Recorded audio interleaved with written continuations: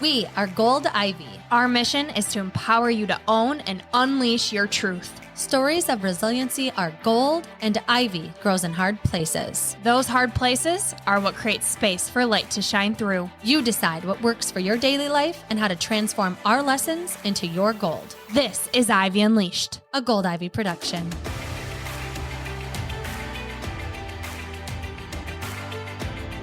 Brooke, what do you think everyone wants more of? Energy. What do you think most people are hoping to come out of 2023 with? Feel more confident, be an example for others, actually have the self-discipline to take care of themselves. Yes, exactly. Because we hear the need for it and we want to help you get in the best shape of your life, we created Move with Gold Ivy, our virtual workout platform. Our dream has been to create accessible, affordable, and effective workouts that you can do anytime, anywhere, designed to hold you accountable and get you the results you need. You can pick any workout you want at any time, but if you do want a plan that alternates muscle groups and leaves your body feeling energized and strong, we have a weekly plan that you can follow to take the guesswork out. It's easy to navigate and packed with all kinds of workouts that will help you strengthen, trim, pump up, tone, energize, de-stress, all of the things we want our body to feel. It's within Move. Don't forget to mention the resources we offer. As a member of Move with Gold Ivy, you'll be a part of our exclusive Ivy League community, where we share our top wellness resources on things like meal planning, gut health hacks, time management, and more. And because you listen to the Ivy Unleashed podcast, we want to offer you all of this for only $20 a month, cheaper than any monthly membership you'll find. Not only that, you'll get a free trial week to test it out. And if you need more incentive to start prioritizing you, here's our favorite part. Your movement matters. Each month, 10% of your membership will be donated to support the mental health of those in need. So head on over to goldivyhealthco.com/move or find the link within the show notes of this episode and sign up today. Stop putting yourself in the back burner. Snag your spot and reap the benefits that you deserve to feel this year. It's your time. Move for your health, move for your confidence, move for your mental clarity, move with Gold Ivy.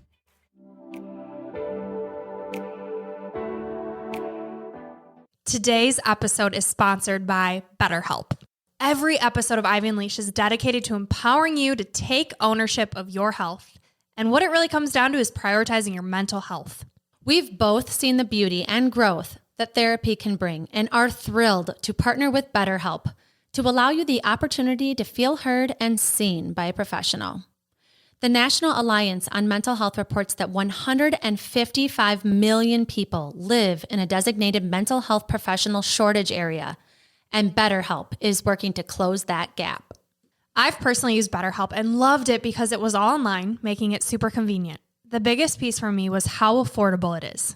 I was able to choose the therapist that met my needs. I came in with wanting to work on childhood trauma and anxiety, and it was unbelievable to see how many options I had with all the different backgrounds of therapists. With BetterHelp, you have access to a network of over 30,000 licensed and experienced therapists.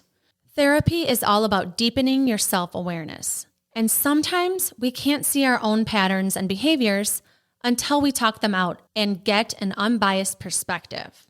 It's really nice to have someone who doesn't know you and has the professional background to help you thrive in your daily life. It has made the world of a difference with every relationship in my life, including the one with myself.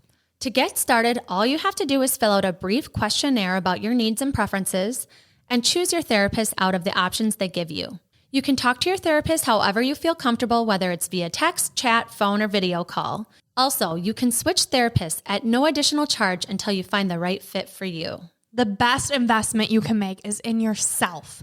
Get 10% off your first month at betterhelp.com/goldivy. That's betterhelp.com/goldivy. Take the first step to inner peace and freedom today.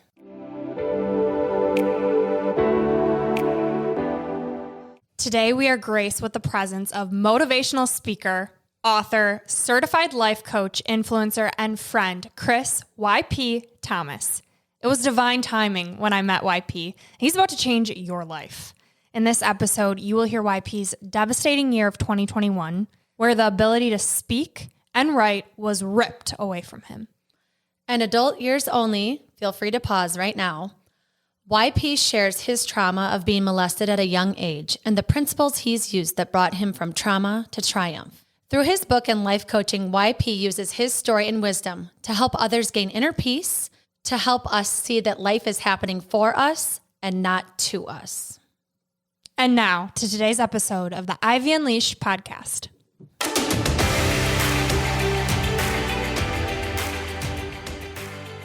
Chris Thomas, or YP Youth Pastor, welcome to Ivy Unleashed. How you doing? Hey, I am phenomenal. How you guys doing? Oh, we are so blessed to be in your presence, to share you with our audience. You have a story, man. And when we met in Pennsylvania / New Jersey, because we were in two places at once across the bridge. At one time, right? Right. I knew that our listeners needed to hear your story. So to set the stage, let's tell them how Chris Thomas, or YP, became a motivational speaker. Where did you start? That's a great question. So I'm a church boy. I was raised in church all my life. So, a lot of the influence came from speaking. One of my favorite people at church was a youth pastor that we were connected with in Atlanta, my Uncle David Johnson. And I love the way he speaks, his mannerisms and all that stuff. So as I, got older, growing up in church, of course, I was a musician and other things. So I was always in front of people. So I was never really nervous to be in front of people. And then get older, go to college. And my dad asked me, to speak on one of the youth services. And it was so crazy because from a calling standpoint and spiritual standpoint, I didn't want to be a speaker, pastor, anything like that, but the first time I did it, I remember crying on the way back to school because I didn't want that gift, but it felt so good to use that gift. So it's like a crazy conflict. I knew that I have something special in my voice, when I started to speak and minister. So that's where it really started. The root of it really started.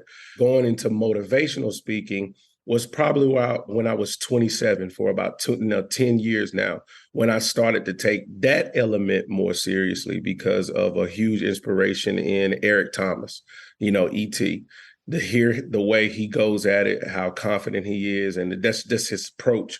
That was the first time I saw a motivational speaker like that.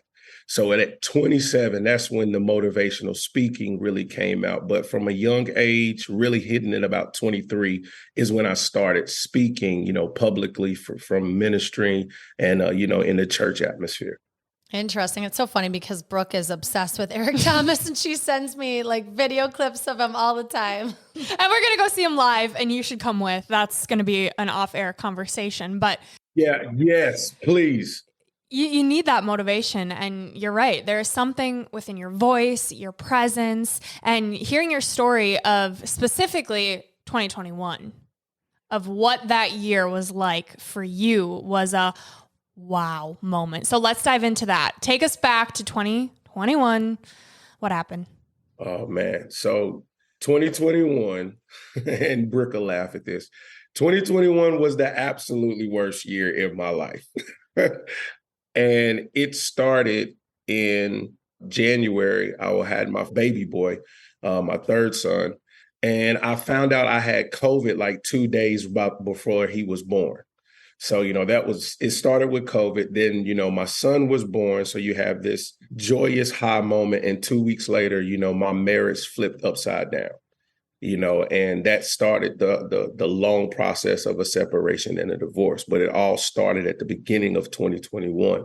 So I'm asked to move out the house, 2 weeks after, the incident happened.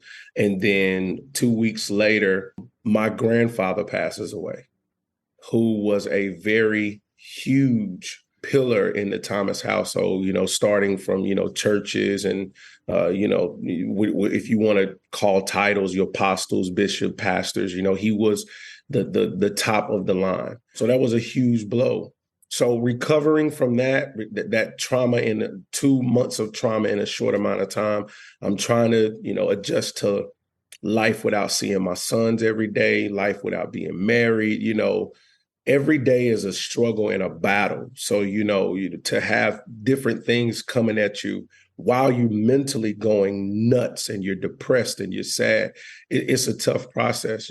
So in March, that was all of March. And in April, I started to turn a little corner,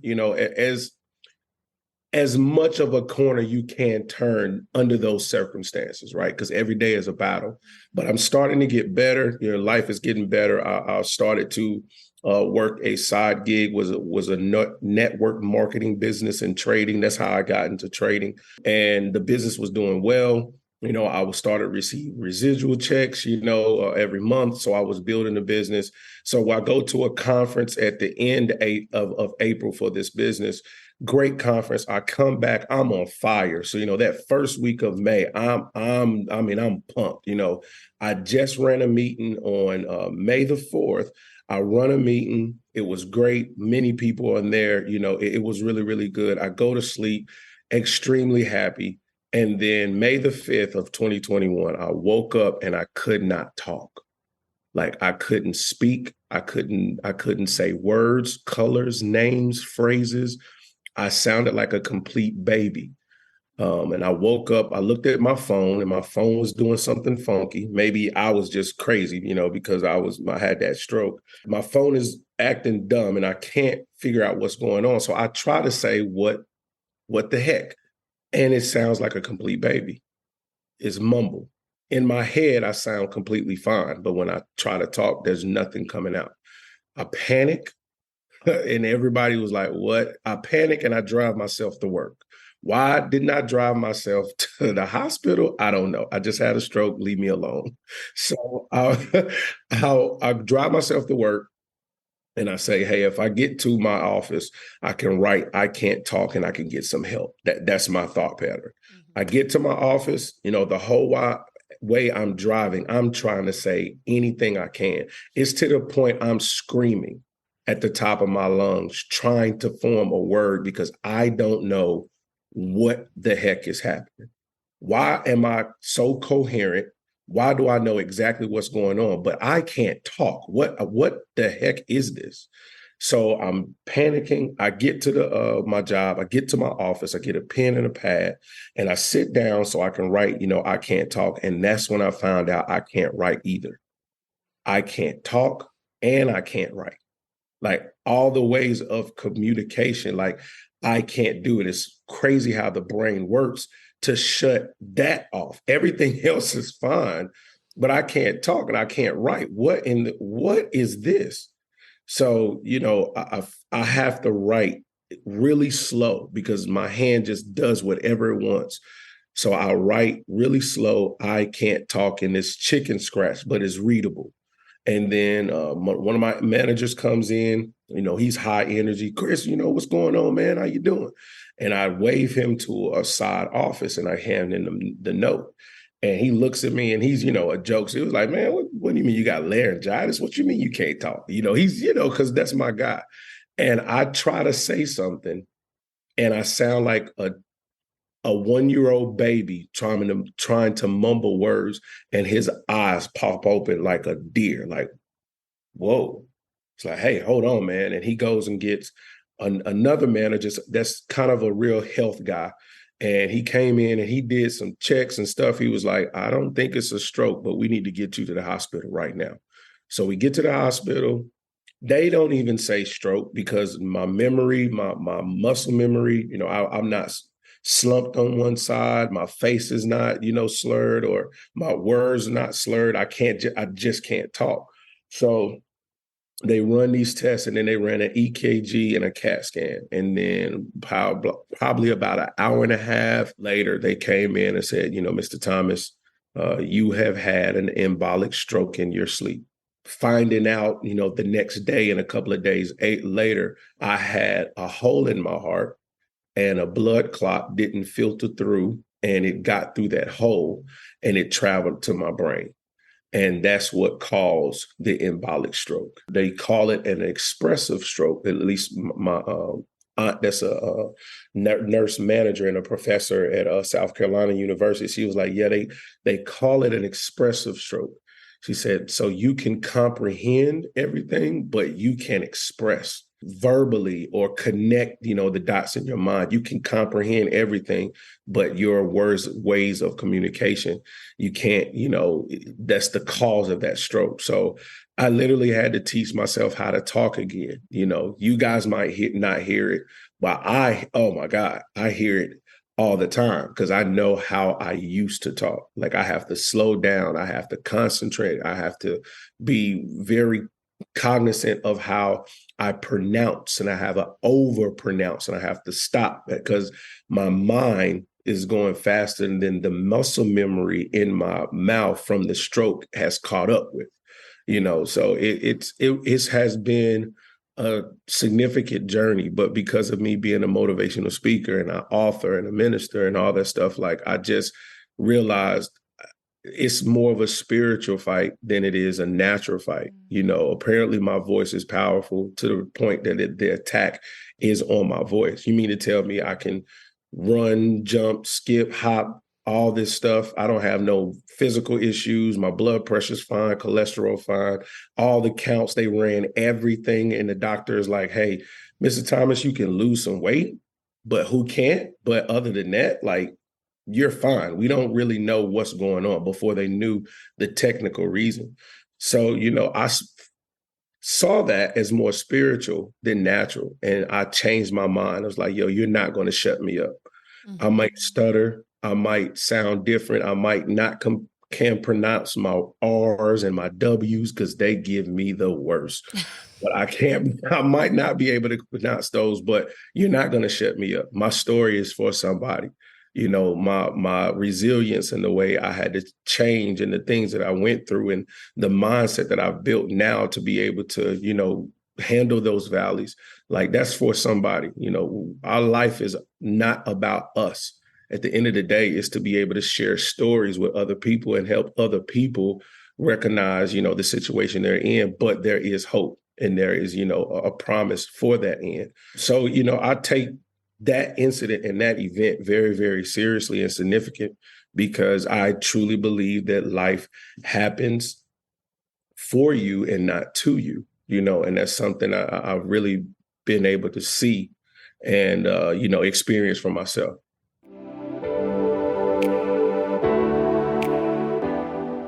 The power to eat healthier is now in your pocket. Not just another food app, Maze is a modern and easy-to-use mobile app that lists only verified, farm-fresh, and locally sourced food that comes from farms and producers that use sustainable and organic practices. Maze exemplifies the idea that healthy soil grows nutritious food. Nutritious food promotes a healthy gut, gives you more energy, and fuels a better lifestyle. You can now do this easily, all while supporting local food systems and empowering the community around you. Maze is adding thousands of businesses all across the country so you can eat local everywhere. Learn more at maze.app, MAIZE.app, or download the app today on the App Store.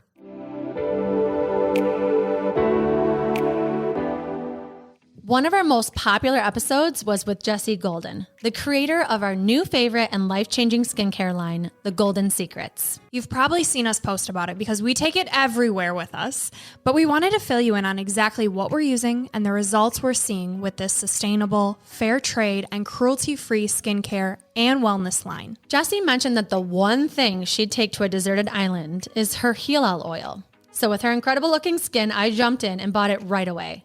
I'm using the Hilal oil as a moisturizer at the end of my skincare routine, or if I'm in a rush and only use one product after cleansing, it's the Hilal oil.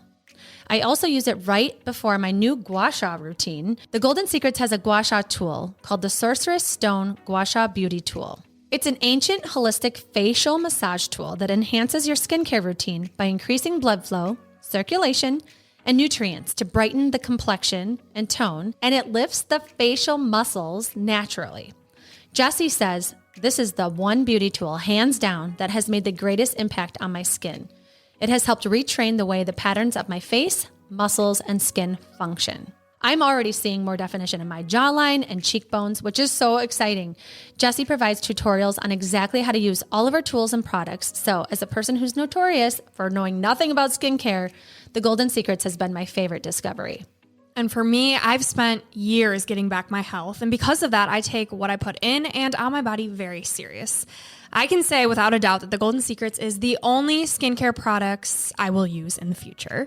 I swear by the Gila oil, the Youth Beauty Face Oil, coconut lip balm, and will soon have every product on my bathroom sink. The Golden Secrets is rooted in nature, ancient wisdom, and organic beauty. Jessie Golden thrives on making skincare and wellness products that benefit everybody. We're thrilled that we have a discount code you can use to save money when you shop the Golden Secrets. Use code GOLDIVY for 10% off today and keep watching us at Gold Ivy Health Co. on all social channels as we continue to share our amazing results with the Golden Secrets skincare line. You can find the link and code in the show notes of this episode. And now back to the show.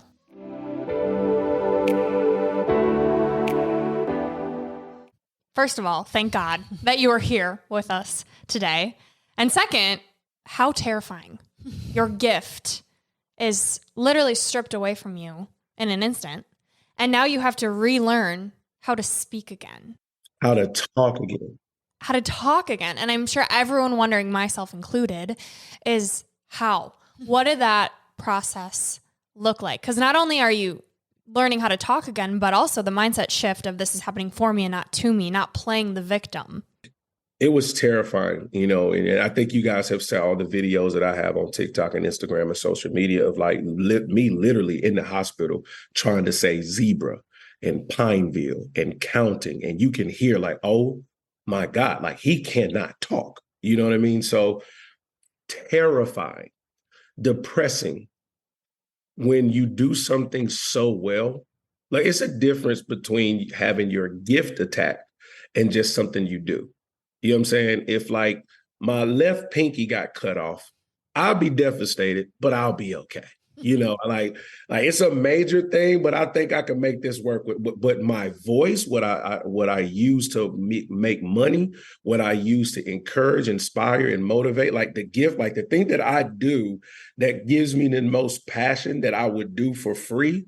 And you take that, and then it was a deeper meaning for me too, because my motivation for some extent was a little bit of a facade because I used my motivation to hide behind my pain and my trauma. So it was a coping mechanism too. So yeah, it had a gift. I won't say a curse, but it had a negative side to it too, because I used it to hide my pain. Going through therapy, trying to learn how to talk, the things you learn about the muscle memory and the tongue and the mouth and how we form words, like you never think about having to think about that stuff because we do it naturally. We just talk. But when you don't have it, like you realize like, yo, you have a different appreciation for it. And I went to speech therapy. I had a best friend of mine named Brian McClellan. He was the first person in my crew. A lot of people came to see me, but he was the first person to arrive when he heard what was going on. Like I was still trying to figure out what's happening when he came in. And he was a medic and worked in physical therapy for the Army. So he had some experience with this. So he came in with his iPad board. He kind of took over for the nurses, not in a aggressive way, but when they came in, he already had stuff that, hey, listen, he can do this, he can do that, he can write. It looks like he can comprehend. It doesn't look like this, blah, blah, blah. He was like, I was a medic in the Army for this amount of years. I'm just telling you what I see. So, he used to call me every day and make me talk. Like he would call me every day. Hey, what's up, man? Talk to me. What's up? And then I'll talk and he was like, hey, say that again. Hey, okay. Hey, repeat that. All right. Okay. Every single day. And he would say like, bro, I'm gonna call you every day, bro. You gonna talk, man. You gonna be all right. So that, and then, my ex-wife, I had to move in and she helped a lot too with making me say certain words and things like that. But it was terrifying because you don't know if you ever get that gift back again. Like you feel like at that time, I'll never be able to talk the way I used to talk. And there's a double side to that. That's a fact, but there's also power with that too, because for every hello, there's a goodbye. So I had to say goodbye to that season and like this a hello to a new season. Like there's a purpose, there's a reason this happened. So it gave me a different passion for talking. It gave me a different ability to reach people that have went through divorce and have went through a traumatic experience. I can't tell you how many people I meet off of from my stroke story that have a similar story, and we're connected because of that. So it was terrifying, man. Very, very terrifying. But to see where I'm at now, I miss my Jamaican accent. I really do, because I sounded like a Jamaican for about 2 months. Other than that, man, to see where I'm at now, it's humbling. Sometimes I watch videos and get emotional. Because, sometimes I can hear myself talk like, oh my God, I sound good again. And then other times because I hear it in my head, it's like, oh Lord, I can't talk, so it's a double-edged sword, but it's a blessing to be able to do my gift again, motivate, inspire, and encourage. So, for that, I'm forever grateful. It's so interesting how you can see someone speak right now or hear them right now and have absolutely no idea what you've been through. Like I would never have guessed that if Brooke didn't tell me and if I didn't start following you. There's so much to unpack in what you've said, because I'm thinking about you're learning to speak at the same time that your baby's learning to speak in a household that you are technically like getting a divorce from, but someone is taking care of you, plus other children, plus reflecting on your gifts, plus uncovering how you've coped with trauma from your childhood. So that is just a year. A beast. Oh my gosh. So first of all, we could have 7 episodes, but what I would love to get into is coping with childhood trauma, right? And how we have this one way that we typically lean on, and that was attacked for you.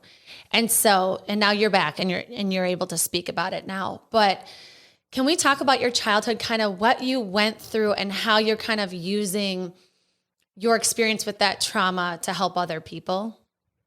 I think there's a lot of families that deal with this specific trauma that I'm going to talk about, but we never talk about it, especially in my, African-American community. But what I'm learning now from the people that, because of my story, I've been able to connect to and talk to, man, it's across every dynamic. And, it's something that has to be really spoken to for the people that experienced it and they can't get past the trauma and the hurt and the pain. When I was from about 8 years old to about 11, that 3-year period, I was molested by a close person from our church. They were a teenager, Sometimes I have to call it like it was. Like it wasn't forceful, but it was child rape. As crazy that it is to hear, like I'm not afraid to talk about that now, because I know it's happened to other people and they don't feel like they have a space to talk about it. So, I had a great household makeup. I was with both of my parents. I had a brother. I was in church all the time, but nobody is safe from experiences in life. And sometimes they're traumatic at adulthood. Sometimes they're traumatic at childhood. Sometimes they're traumatic in both. So, growing up, not understanding what happened to me, as I got older and then I started to understand what happened to me, it sparks the thought like, oh my God, am I attracted to men now? Like what, you know what I mean? Like you deal with that question. Then, and by high school, I'm like, no, like a screwed up thing happened to me, but I like women. I love women. Like, I don't have to ask that question anymore, so, but you have to deal with that mentally. So growing up, in high school, I was confident in who I was, but I wasn't, because I was still that little kid that was, shattered. Then I get to college and, because of what I deal with my trauma, I never forget that I'm on my recruiting visit because I played football there, and it was talking about making sure you're in the weight room so your body looks good. Girls like the muscle, guys. And I was like, yeah, especially when you got your shirt off. So the guy cut a joke, an innocent joke. He was like, he liked them men with them shirt off. Oh, he funny, whatever. But he didn't know my trauma. So that triggered like, okay, I'm about to try to have relations with everybody I can because I don't want to be seen as, gay, whatever. You know what I mean? That is a trauma response, you know what I'm saying, from what happened to me. And that eventually, because I needed that validation and I needed that, validation from a woman because I was violated by a man, like I just needed attention. I became an attention junkie, you know what I mean? And then college exposes you to so many new people. So from my hometown, I wasn't the guy, but when you go to another environment and you found out what kind of people are attracted to you, like, oh, she fine and she think I fine. I became an attention whore, right? Because of that trauma. So, my childhood blew up in my marriage because I didn't handle the trauma of my childhood.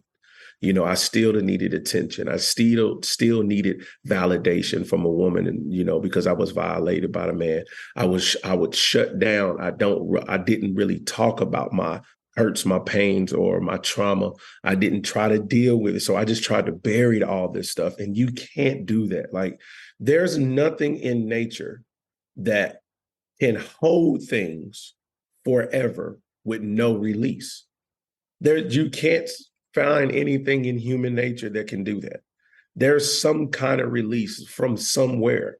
So like if you just burying things and packaging things and putting things away, like eventually that house is going to get full and you have to do one or two things, or you have one or two decisions.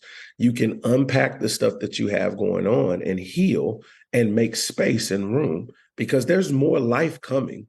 So there's more packages of trauma and hurts coming. So deal with them as they come so you can make space, or like anything, is going to spew over and become massively public.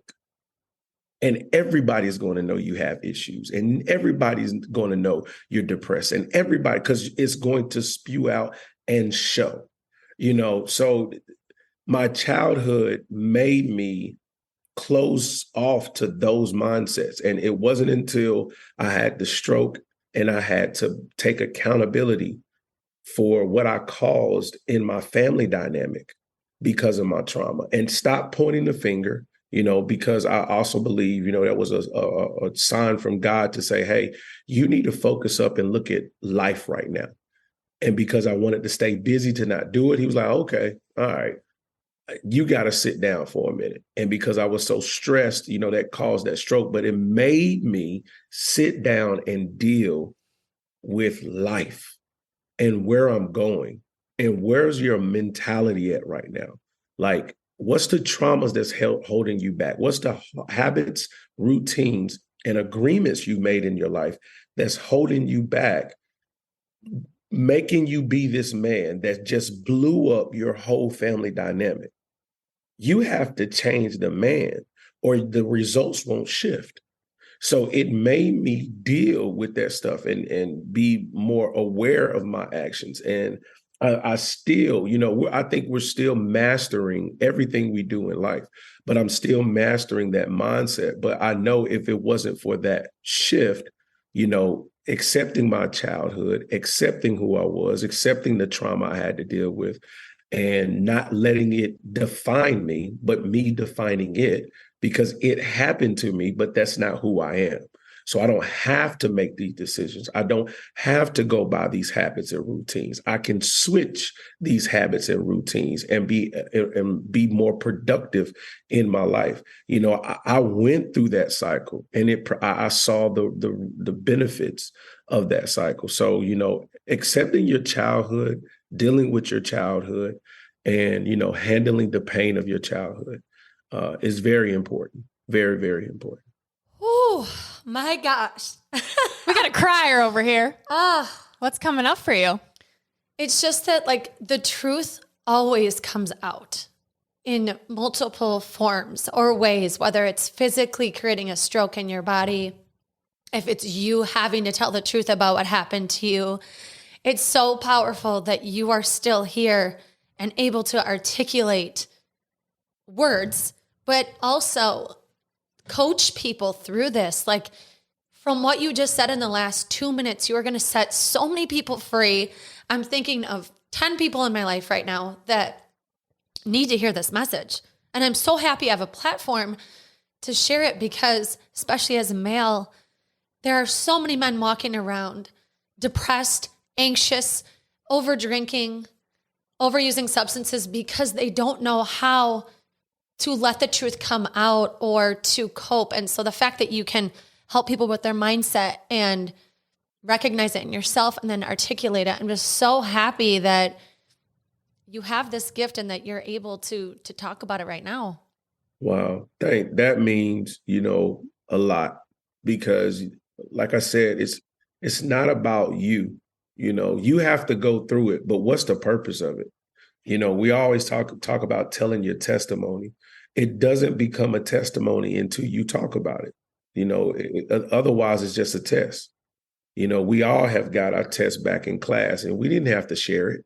If you failed, you put it in your book bag and then you lied about what you got because you don't want to be the one that had the 22. You know what I mean? So it's the same, concept. Like it's a test. Yeah, you failed or this happened or, your decision caused this to transpire. But you have to take accountability for that, and there's a freedom in the truth. And it's crazy because I was such a person that was closed off and avoided confrontation and avoided conflict or tough conversations. But now it's like, no, because that leads to peace. Like, yeah, it's uncomfortable for a minute, but once it's out in the air and we good and we get it out, like, okay, I'm more peaceful now. I didn't have that mindset because I needed to be a people pleaser. There's so much that comes up when you are molested, especially at a young age, and then depending to the degree of it, right? And it happened to me for years, 3 years. So like I believe in when my experience, like I can relate. I understand everything that comes with that. And it's not the act. Because the act lasts, for me, it was 3 years, right? But for close to 30 years, 29, 28 years, it has affected my life for 29 years. And the reason is because like the habits and the routines and the agreements you make because of that trauma, you live by those. So once you get to an adult age and they're not working anymore because it's from a childhood shame and a childhood pain, you can't graduate to that next phase in life because this stuff is going to hold you back. So you got to deal with the habits and the routines, know the triggers. Like, why do I feel that way? And a lot of times it's not parallel to what happened. Like I was molested, but the agreements I made because of the molestation weren't parallel to the act. Like I had self-worth issues. I had self-esteem issues. I had ego issues, like pride, because what happened to me was so degrading. I had to fake this sense of pride because I didn't have any. It's a very dark place that a lot of people don't see because it's not highlighted. And now because we're in mental health is big and, taking care of your mind and your spirituality, like I think a lot of people are starting to be open to understanding they need to unpack that because a lot of people die with that still on their heart. They never told a soul. That is a imprisonment, in bondage. And if I can use my story to help people get out of that, just that, I feel like I did what, and I am doing what I'm really called to do. because life happened for me to be able to do this, and it didn't happen to me. Ugh, so powerful. And it's clear that your trauma, speaking on it, dealing with it, has transformed you. And your hope is that it will transform others, which it is. So will you talk about how you've seen being open with it, not only transform yourself, because you just did beautifully, but how it's transforming others? They hear your message. What do you encourage them to do about it? I do life coaching, and two of the clients that I had, it was specifically because they were molested, right? And I did a speech in a men's conference, and I opened up about everything I'm talking to you about. Like if I'm speaking, I'm going to be speaking about my 2021.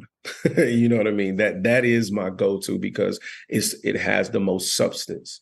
And it's been amazing how many people I have been able to meet because I've told my story, and people that have asked me, hey man, what did you do here? What did you do there? And I'm able to coach them through. And that experience has been phenomenal because I can see the change and the shift. It's been phenomenal for me because I deal with trauma or traumatic things or difficult things or valley moments a lot different now. I still get frustrated because I'm still not perfect at it. So sometimes I still have my moments. And that's where you have to give yourself grace. And this is very, very important when dealing with the matters of the heart, because it takes time to change that stuff. We put this time frame, and you look at people and parents and relatives that may not have got it until they were 52, 53, but they lived a beautiful life, so it's daily work. So I've seen it in my life, just the way I handle things physically. I was living in a roach infested room for a year in 2021. God favored me and blessed me to have a roof over my head. I never worried about heat. I never worried about air. I was safe. Like I was good. So I was blessed to have that. But just the dynamic of going from a 2,500 square foot home, 4-bedroom home, to a roach infested apartment, one room on an air mattress for a year. And I went from those two dynamics to now having a townhome, 3-bedroom townhome for my boys. For me to go from that high to that low to this high, like you have to have a mindset to get out of those pits. So I know like I can get out of pits. I know how to have perseverance or to be able to get hit and get back up. The stroke taught me that. So, I can see the difference on when I handle those kind of situations. I'm not a people pleaser as much as I was, and it hasn't caused any issues with relationships because it was self-inflicted wounds. If I don't want to do something, I say no. If I want to do it, I say yes. And I have to feel bad or take things personal because of the response of what people said to me. Or what they, because of my response of what I do or don't want to do. I want to plug this book, man. It's called The 4 Agreements. I can't exactly remember the author's name, but that book absolutely changed my life. That book has been brought up like 4 times on this podcast in the last 150 episodes. Like I feel like every 20 episodes, someone plugs that book because must be so good. Changed my life. Be impeccable with your word. Don't take things personal. Don't make assumptions. Always do your best. Ooh. They sound very cliche, right? But then when you read that book and it breaks down agreements that we have made throughout our life, this is just the 4 agreements that you can make.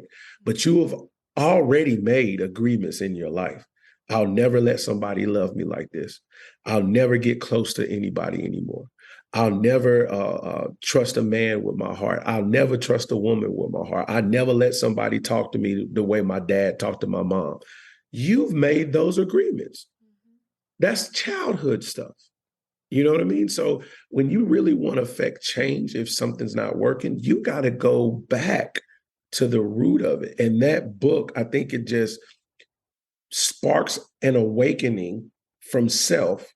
And naturally, because of the way the book makes you think, you start to unpack some things. Like you really have to study that book to get the full impact. And I had a chance to do that with the business I was in. That was something we did. We had to read that book. We had to give a report on that book. We was in that book for about 2 months.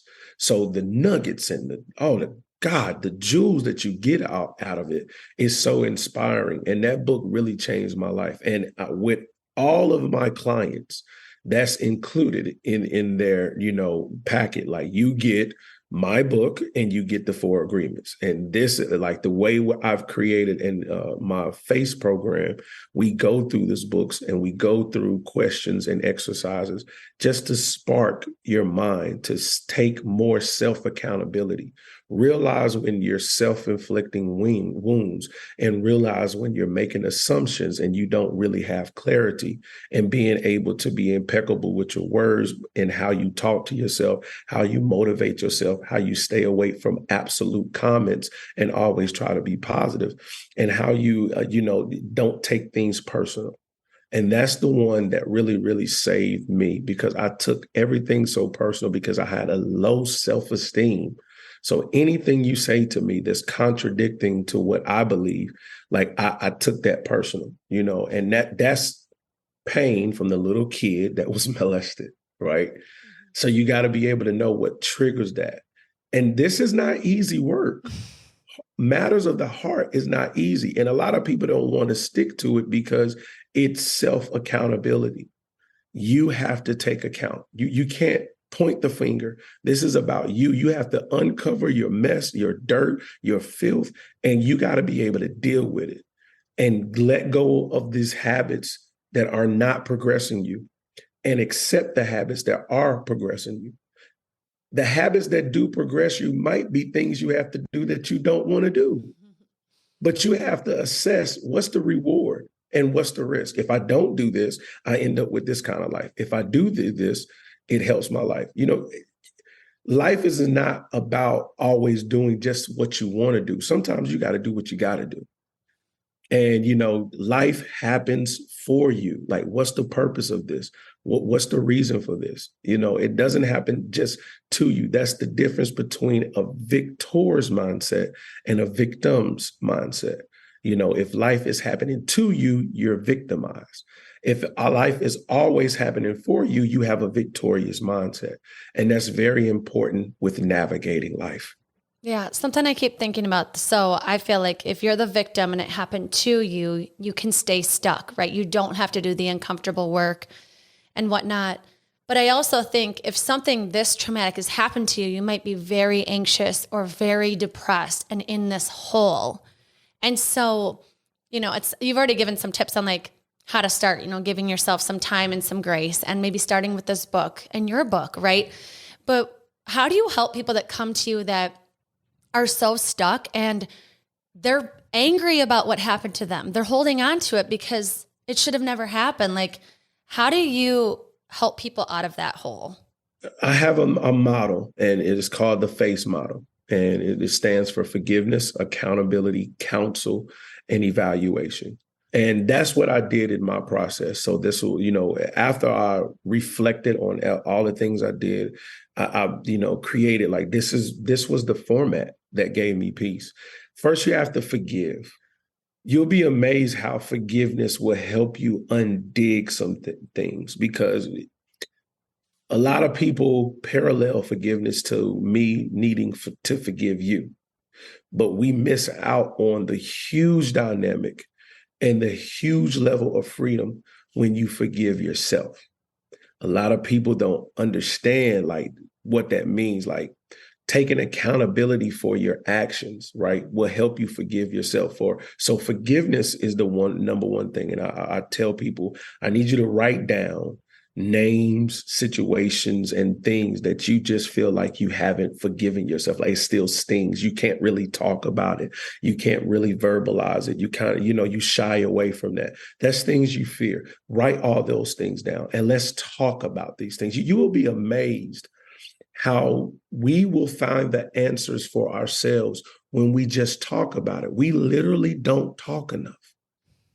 We don't talk about what we're feeling in here. Like, okay, if you're not comfortable with doing that with your husband or your wife yet, okay, all right, I get it. Or a friend, you need to have a therapist or somebody. And that's a phase too. But forgiveness, like spark those things up and then forgive those people that you need to forgive. And let those things go. If that's, you need to write a letter, you need to have a conversation. What you choose. I'm not going to direct you to choosing the path. I just want to spark the conversation so you can figure it out for yourself. I'm not here to give you all the answers. I'm just here to spark the conversation to make you think. So first is the forgiveness and then accountability, and taking accountability for not only what you did, but also what you caused, because what you caused did something. So, what did you do? Like the things that you did, not anybody else, and taking accountability for those things. That right there is where the digging really, really, really starts, because now you're taking accountability for your actions. Was it sparked or triggered by something? Absolutely.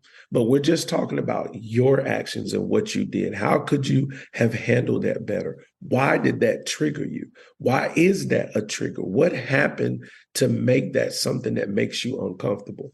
And that's where the digging begins, and taking accountability for that. And once you take accountability, you can forgive yourself to say, okay, I did that. And I'm not, it doesn't feel good that I did it, but at least now the weight of hiding it and the weight of not talking about it is off my shoulders. And now I can, understand why I did it, and I can move on. It's something I did, but it's not who I am. And you forgive yourself and you move forward. And then the C is for counsel. Like I said, you need an outlet. And we just talk about what's going to be the outlet. After my program runs, it's you have a 3 and a 6 month term. So when you come out of this, what is going to be, do we want to retain and continue this, or who's somebody you be able to be accountable to have that release? Because I don't want them to make the decision for it to be me just because they feel like they have to. No, you have a option. But if you want that to be me, no problem. And then evaluation. Okay, what's working for you? What habits and routines are working for you that you see success from? And what habits and routines are not working for you? And you can't not be biased on this. Like, just because you like it doesn't mean it's working for you. And just because you don't like it doesn't mean it's not working for you. So you got to be real. And how do I get away from what's not working? And how do I draw closer to what is working? I believe if you can navigate those 4 spaces of forgiveness, accountability, seeking counsel, and evaluation in your life, I think that can definitely progress you from a mindset to be able to just live a peaceful, everyday life. Peace is such a priceless commodity. Like, how do I get peace? And to get peace, you have to do work. It doesn't come easy. So, that's the model. And that's what I take people through in my coaching, and just navigate that conversation and dig and dig and dig to get to the root. And you have to want to dig too. If you don't want to dig, it ain't going to work, because you got to get dirty, to give yourself some freedom. I love it. And there's things within there that everyone can use, whether you have big T trauma or not. Things that Andrew and I use on the daily of evaluating your habits, your routines. Who doesn't want peace? These are things that everyone can use. And another amazing resource that we've teased a little is your book. So let's get into Go Be Great. What is the book about? What is your hope? Let's get into it. Oh, man. So I wrote this book through writing emails at my job before I started, my motivational speaking career. And it's called Go Be Great, 14 Principles to Increase Your Greatness. And it's just a book for the every average everyday average person that's looking for principles they can use to just have a better quality of life. Everybody wants peace. Everybody wants to be able to rest assured that things are going to be okay, and motivation. So I started writing these emails at my job for me, just to motivate myself, right? And I messed around, sent it out to my team of about 9 people one day. And I did that for about 2 or 3 weeks. And then I used to send it out on Wednesdays. It was called Wednesday Motivation. Didn't send one week. And about 2:00, somebody was like, Chris, we didn't get the email today. What happened? I was like, yeah, I didn't write one today. I was like, oh, no, you can't do that. Like, no, you got to write one every week now. So like that became the expectation, right? So I wrote one every week and sent it out to my team. And then they started sharing it and people started getting CC'd on it. And it became this list, and it became from like 9 people, it became a list of about 120, 130 something people that was getting these Wednesday motivations. And then managers and people that was receiving it would email it to their counterparts in other, corporate bankings and stuff like that. And so I don't know how many people it reached, but I do know that's when I realized, okay, all right, I have a voice, people are responding to this. So when I decided to quit my job to pursue, the speaking, I wanted to do 2 things: write a book and become a certified life coach. Did a life coaching class, became certified. I started working on the book. And a friend of mine sent me a book map. And it like you write the title and then you kind of write your 4 main points. And then you kind of write, 3 points for each point, that you want to highlight. So I did that. And when we did the book map, shout out to my friend, Will Featherstone. We was meeting at the office. He was like, oh, we're going to do it right now. Come on, go on the board. So we went on the whiteboard. And I sat back and was like, oh my God, I have all this content from my emails. Like everything I want to write down is like a title of one of the emails I sent. Because, I was motivating myself. So I went back, collected all those emails, and then I kind of wrote a little bit more, filled in some things to, make it flow a little bit better. And then I used those top 14 principles to, write this book. Principles that there's a process to progress. Sometimes we get frustrated about where we're at in life, understanding that it's a process. You're progressing. It just takes a process. Stop being a landlord is one of my favorite ones.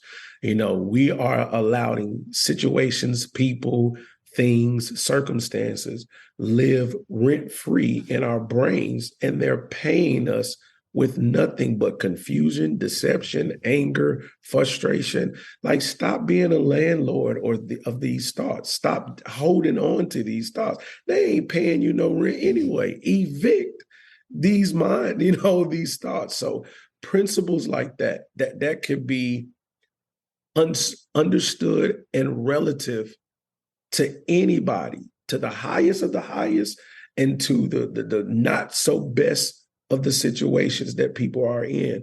It can relate and motivate and inspire you, in every way. So that was my desire. And it was 14 principles that I believed helped me the most.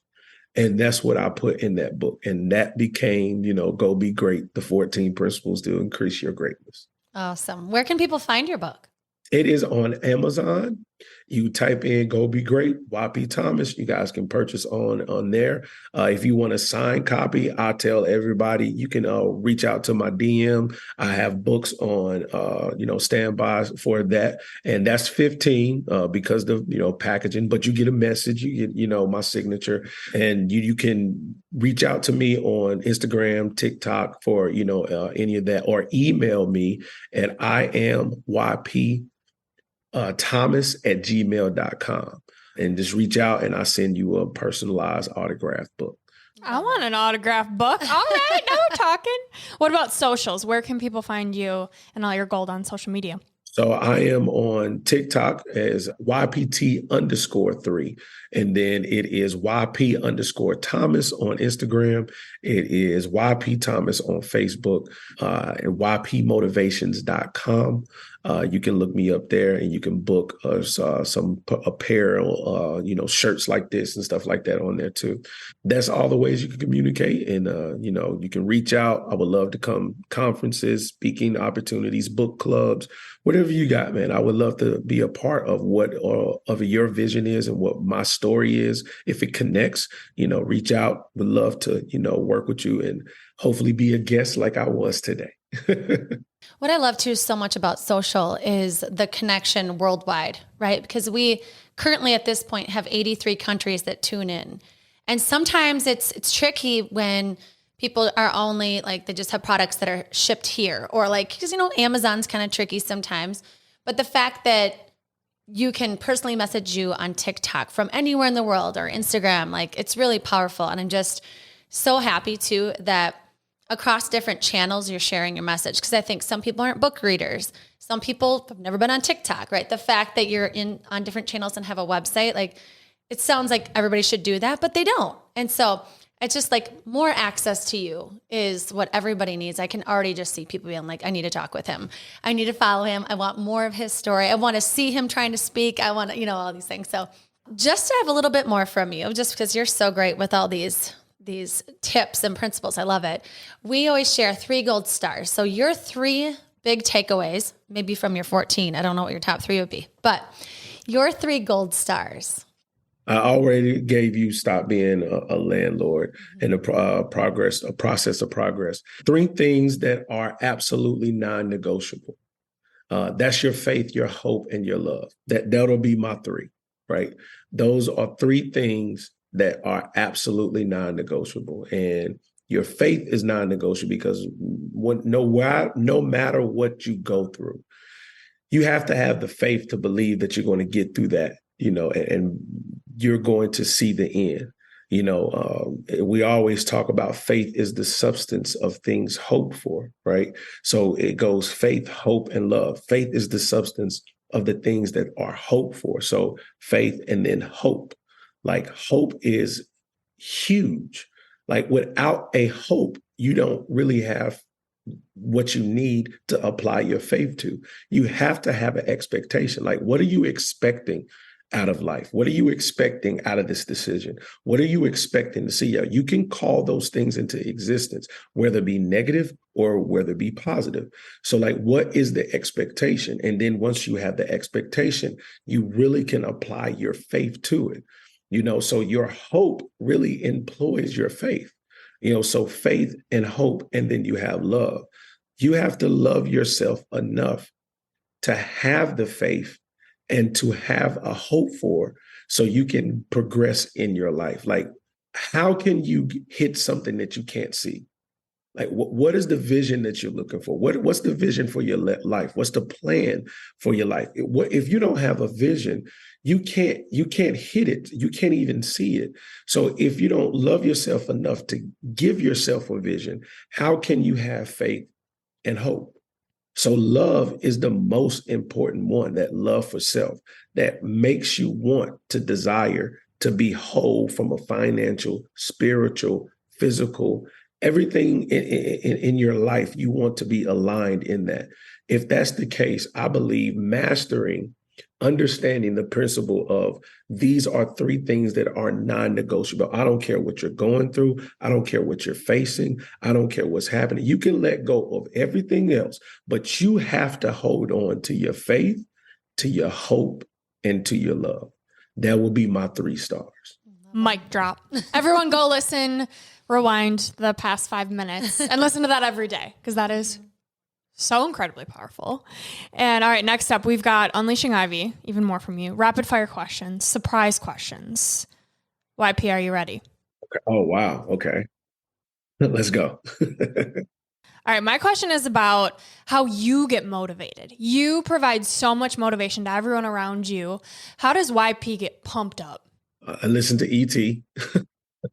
Absolutely. I'm a church boy, man. So I get a lot of inspiration from church and sermons and speakers and things like that.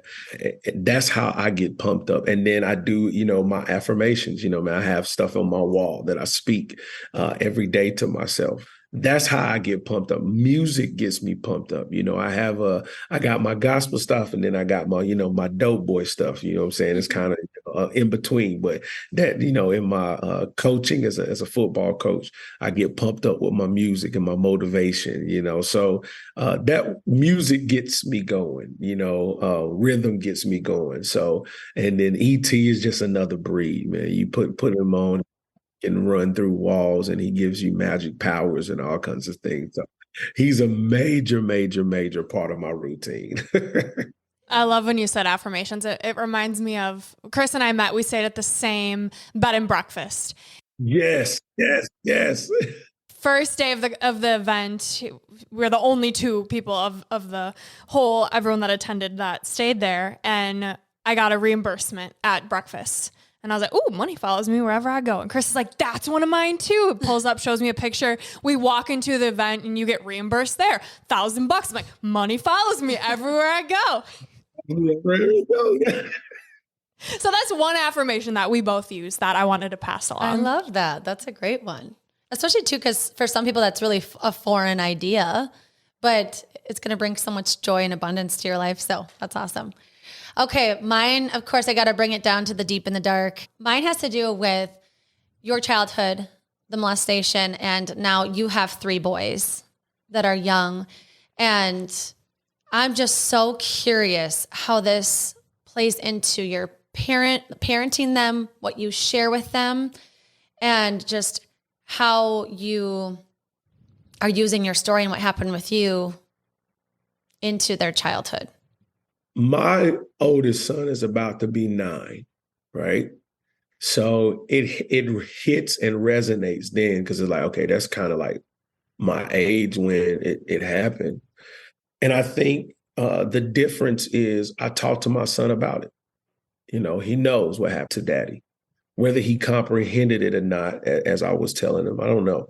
But it's a conversation that I will continue to have. It's something I will talk to him about, this year, reminding him, hey, be mindful of your environments. And if anything like this, happens or starts to happen, or you feel uncomfortable, you tell me, and your mom or a parent or an adult, somebody. You don't hide that. I think my biggest fear is that something does happen or ish, like he tells me, and how I respond. I'm gonna have to really be grounded, because it's going to bring up so much emotion. Like I prepare myself mentally, like, okay, I want to do everything in my power to block them from this, and I'll do my part. But I can't end a life or go to jail, because of that, so I have to control that. But it definitely plays a part, and I'm aware, I kind of look at things different, I'm mindful, of certain things and actions, we haven't got to the sleepover stage, and, I'm very skeptical about that, and there's something that him and his mom would talk about and discuss, and set some boundaries with that, because we just want to make sure they're safe. So yes, it plays a major part in the parenting. It really does. Yeah, I'm hearing being honest with your son, also honest with yourself of how you're feeling about it, where you're at with everything. Absolutely. Absolutely. Because I talk to my clients all the time, and I tell them, like, there's nothing we can do that can erase the action that happened to us. Like it's there. Now we have to accept the fact that it is there, but how do I deal with it? So for my kids, I don't want to be overly crazy, because I want them to live, but I don't want to be underly ignorant, and I'm not paying attention to things. I'm not educating them and not giving them what I didn't get, and no shade to my parents, but what I didn't get, because I had this experience, so this is what I want to prevent in their life. I'm very, very focused on that in certain areas. And that's one of the areas I'm really focused on, to make sure they're aware. So if anything like that comes around, they tell daddy.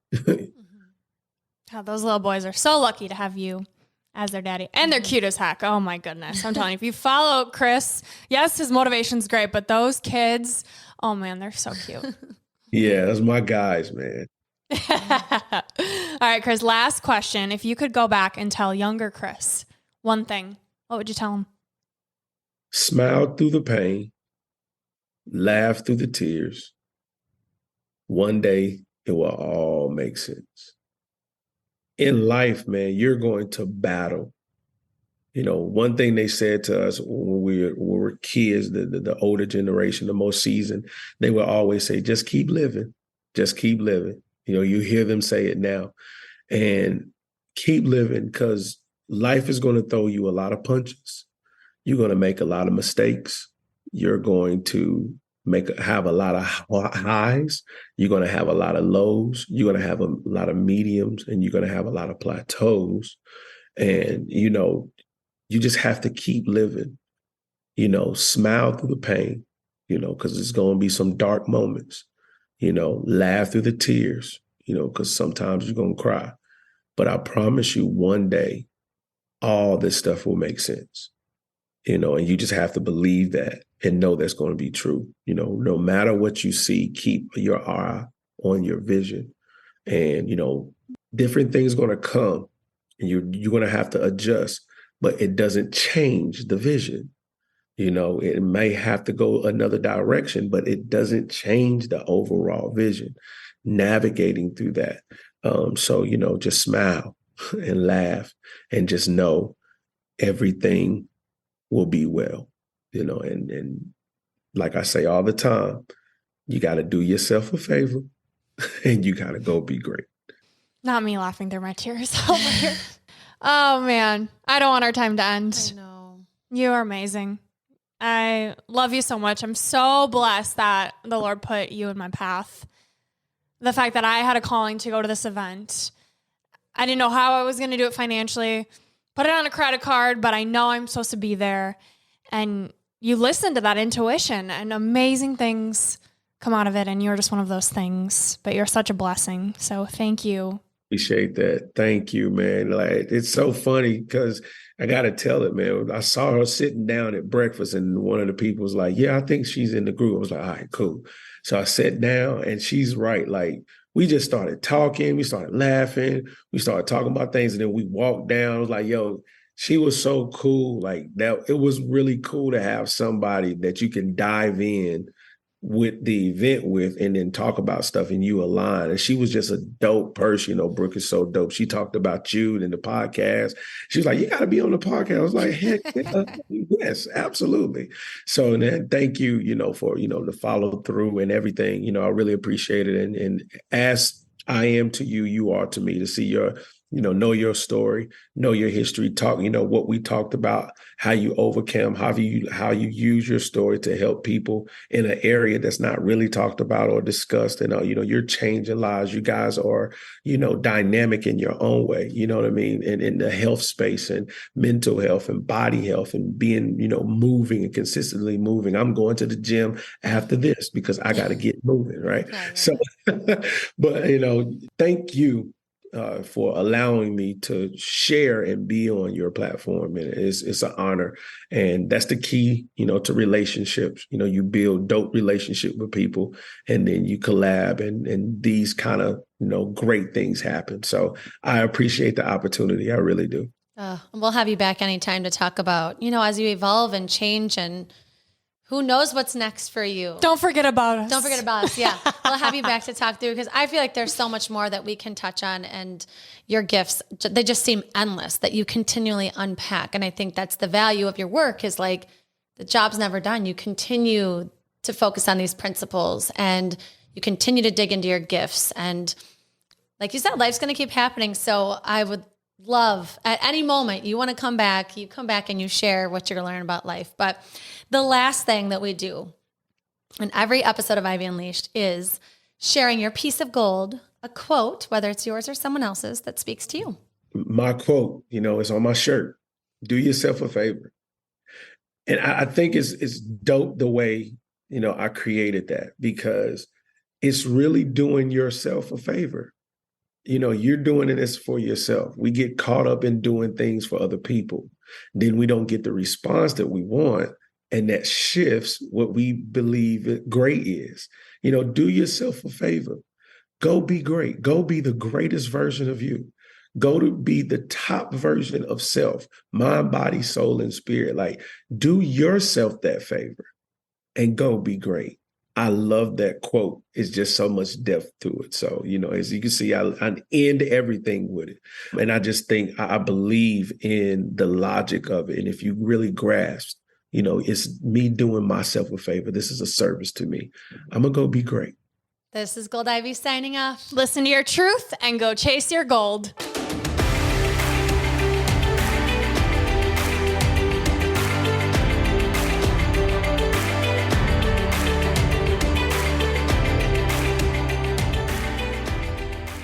We want to thank you and encourage you to celebrate yourself for taking the time to learn and get inspired in your one beautiful life.